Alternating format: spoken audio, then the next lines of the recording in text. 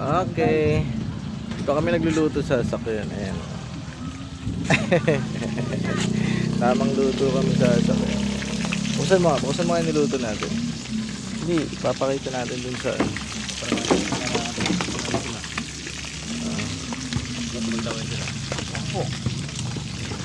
pag nagluluto, dala kami ng isang sasakyan para sa merong hipon, pang holiday. Tapos Uncle, paano mo na? doon mo ilagay, doon. Mainit.